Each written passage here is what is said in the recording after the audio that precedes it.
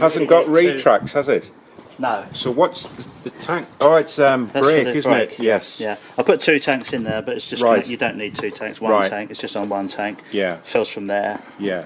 You can use that bit of pipe there if you haven't got a suitable bit of pipe. But just put your air in there. Right. And that's the servo for the brake. Right. That's the servo for the steering. Now that is designed so it doesn't take in any air. All right. Even if it goes really low. Really low, it shouldn't draw any air, because with a turbine you only need 1 single air bubble. Yes. And it flames out. Of course, yeah, exactly. Right, so there's fuel. Fuel comes out there. That's the fuel pump. Right. Then the fuel comes down that line there through this solenoid here. Yeah. And then from the solenoid down this little white tube here straight into the turbine. Right. And then the other solenoid here is for the gas. Yeah. So when we start it up, we'll connect the gas to there. Right. And then when the solenoid is commanded to open, the gas will then come down here. Right. Down that black pipe into the combustion chamber. Right. Which will be ignited by the glow plug. Yes. So that's the ECU. That's basically the brains of the thing, if you like. So this will control. And that stays on board. That stays on board. This bit here stays on the ground. That's your controller, yes. Yeah. And this bit here just simply plugs in there. Right.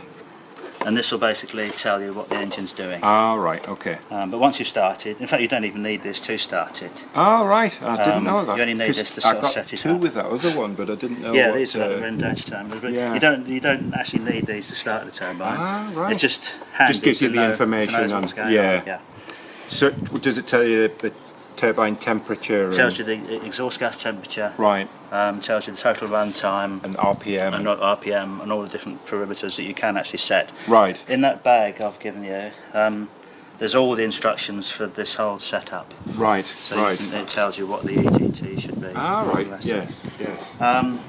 We'll get some batteries in. Yep. It's got a power box switch. I don't know if you're familiar with the power box switch. I'm not. No, I've heard of them a lot, but I haven't got a model that's ever got one, to be honest with you. I know they're expensive. They're over 100 quid. Yeah, I was going to say at least 100 quid's worth. Yeah, I know. That's right. Yeah, and in there's all the instructions and everything for it. But the idea basically of the power box switch is it's got one output. Right. To wherever it is, one output there. Yes. And then which has got 3 in for inputs, but it's got 2 inputs. Right. So basically, you could connect 2 batteries. Ah, and if one battery should fail, it automatically switches to the second battery. Right.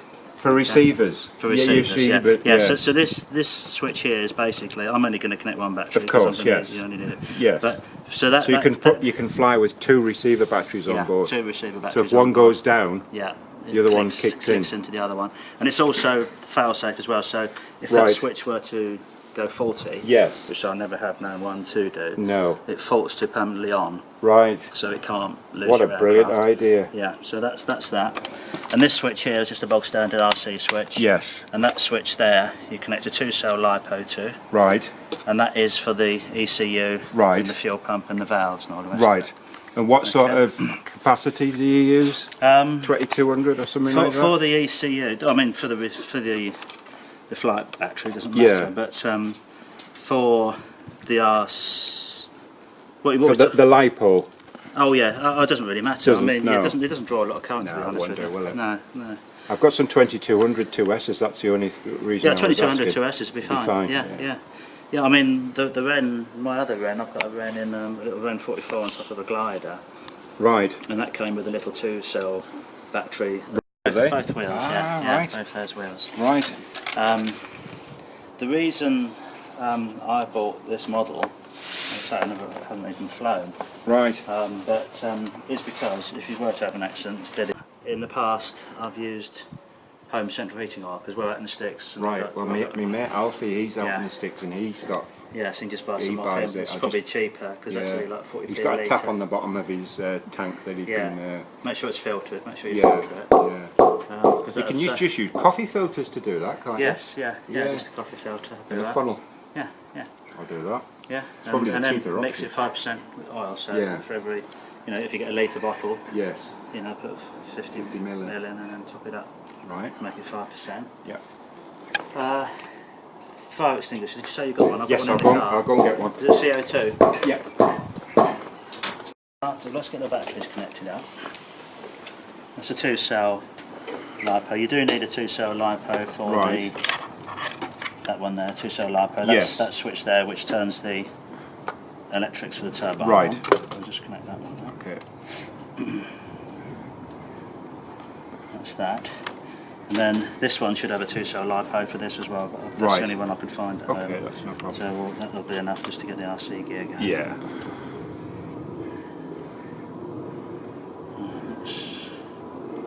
What's that? Right. The starting, so I'll show the starting sequence. Okay. But basically what happens is that when I give it the command to start, the ECU basically does everything. Right. Now what happens first is the ECU will switch the glow plug on. Right. It'll start this motor here to start spinning the turbine. Yes. And it'll then open the gas valve. Right. I'll have the gas cylinder connected there. Yes. So basically, the glow plug will be on, the motor starts spinning the turbine. Right. The gas valve will open. Right. The gas will go into the combustion chamber and ignite. Right. And then it'll just be running on gas with the electric motor still going. Yes.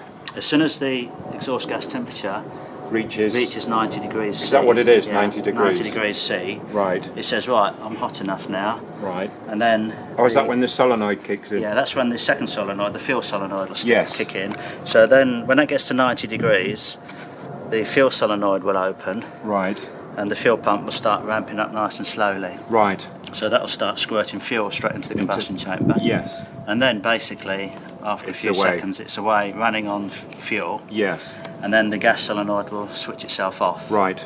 So it's then running purely on the kerosene. Which means you don't waste all your gas every time you start it. So it's running on kerosene then. Right. And then what happens, you'll see on the display here, it'll do a little self-test. Right. And it'll run up to about 85, 90,000 RPM. Wow. Yeah, that's ticking over. I know it is. and then it'll gradually come back down to idle. Yeah. And then it'll show idle is about 55,000 revs. Right. And that will show there idle. Yes. And then you can unplug that and then you're ready to fly. Full throttle, something like 200. Full throttle on this one's RPM, 180. 180, yeah. But that's amazing, isn't it? It's incredible. It's just to think that it ticks over at 55,000 revs. Well, electric amazing. fan, they're at full power at about 30,000 RPM. Yes. So, yeah, this is like 180. And it's just incredible. Right, transmitter on. So how do you switch these on then, David? Right, to switch you've got 1 and 2, I take it. Yeah, so basically if you had 2 batteries, press that, battery 1, right. battery 2. At the same time that's pressed in? At the same time, yeah. Right. Switch off, yeah. it's basically reverse press and hold. Right. Okay, so I'm going to switch the RC gear on, so it's press, hold. And then you get your green light, yeah. It might show red because it's only a... Yeah, no it's not, it's gone, it did come on but it's gone off now, so... Okay, so that's on. Yeah. I'll put the gas connected up. Should have warned him. Gear on. Yep. That's throttle 0, obviously. Yep. Does the throttle trim need to be 0 as well? Yeah, all the set. I mean, because it's a shame you're not future, otherwise I could have just left it. Yeah, it would have been ideal. That's right. Copied everything, but so you'll have a little bit of setting up to do with the trim. Yes, that's right. Of and course. What have you, but all the instructions are there. Yeah. Right. Let's turn the ECU on now. Right. This just goes for a little boot up. Yeah.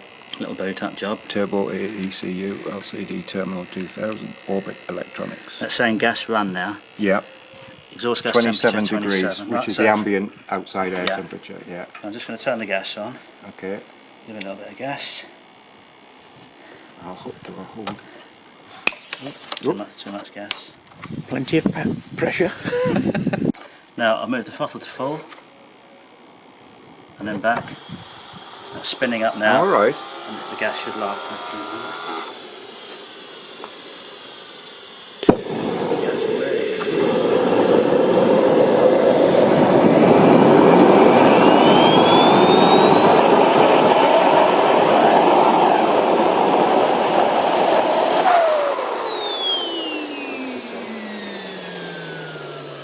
EGT went a bit too low. We'll just try that again.